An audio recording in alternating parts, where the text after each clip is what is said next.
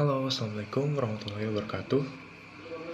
Perkenalkan, kami dari kelompok 10. Di sini kami akan membahas tema seputar analisis BT, Browner, Emmet, Taylor. Oke, di sini saya akan memperkenalkan anggota tim kami.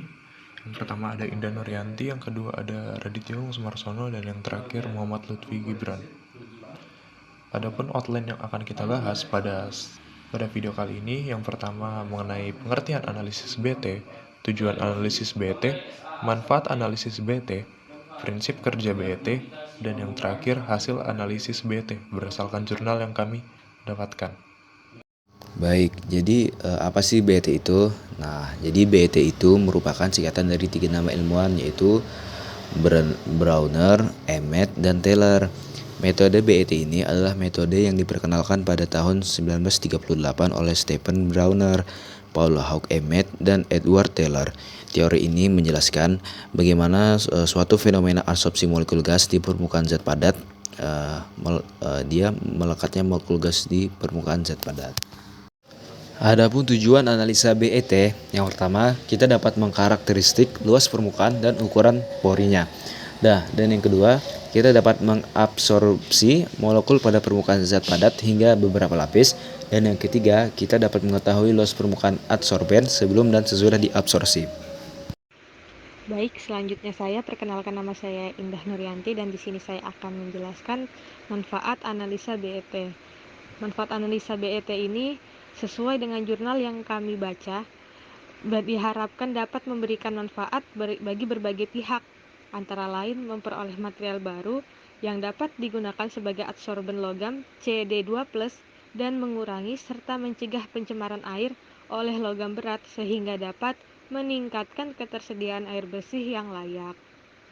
Jadi karena analisa BET ini adsorben, jadi dia itu bisa menghilangkan pencemaran air oleh logam berat.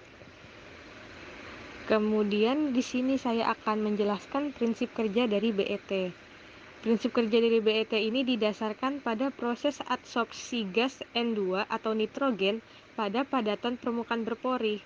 Apabila zat padat yang dianalisis ini berupa partikel-partikel, maka luas permukaan untuk zat padat dengan massa tertentu makin besar jika ukuran partikelnya semakin kecil.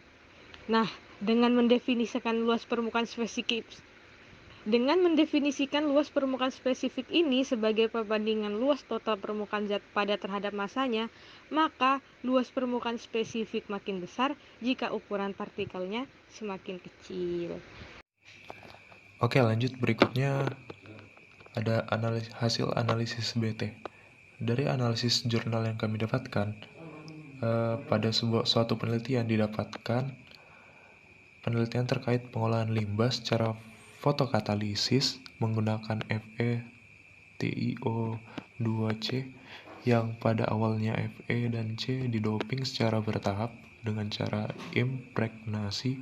Pada awalnya FeTiO2C disintesis dengan penambahan prekursor Fe, yaitu FeNO3 3 dikali 9H2O pada TiO2 dengan perbandingan berat FeNO3 9H2O sebanyak 3% dari berat TiO2 untuk larutan limbah.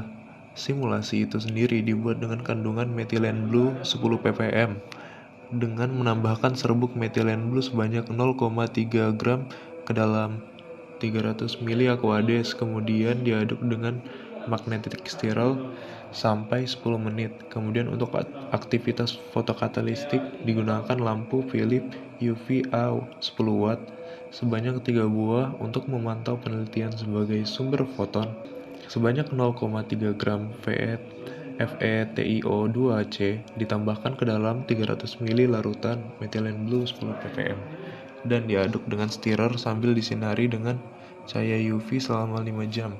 Setiap 1 jam dilakukan pencuplikan sampel untuk mengukur kadar metilen blue yang terurai di dalam larutan dengan menggunakan peralatan spektrofotometri UV vis.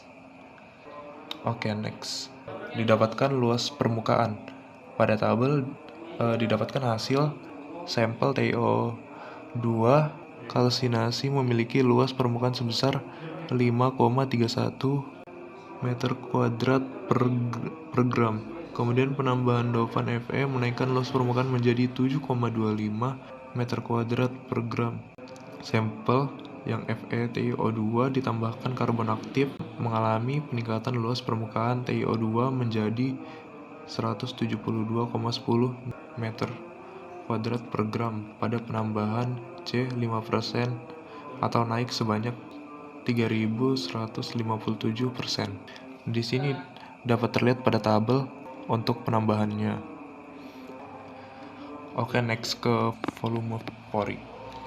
Volume pori juga mengalami peningkatan dari 3,74 E3 cc per gram pada TiO2 menjadi 5,08 E-3 cc per gram dan mengalami peningkatan yang cukup tinggi pada penambahan C 5% yaitu menjadi 1,05 E-1 cc per gram atau naik sebesar 2.711,2%. Adapun kesimpulan yang didapat dari penelitian, TiO2 terdoping Fe dan C mampu mengurangi konsentrasi metilen blue.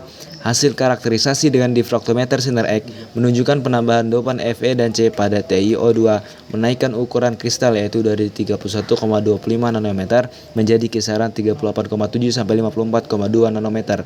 Dan penambahan dopan Fe dan C menaikkan luas permukaan TiO2 dengan kenaikan tertinggi diperoleh pada penambahan Fe dan C 5% yaitu sebesar 3,175% dan volume pori sebesar 2,711,2% pada penambahan Fe dan C 5%. Adapun hasil pengujian dan spektrometer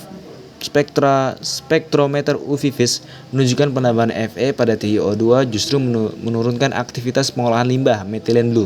Sedangkan penambahan Fe 3% dan C 1%, 3% dan 5% pada TiO2 menaikkan aktivitasnya pengolahan limbah metilen blue dengan aktivitas tertinggi pada penambahan C 5%.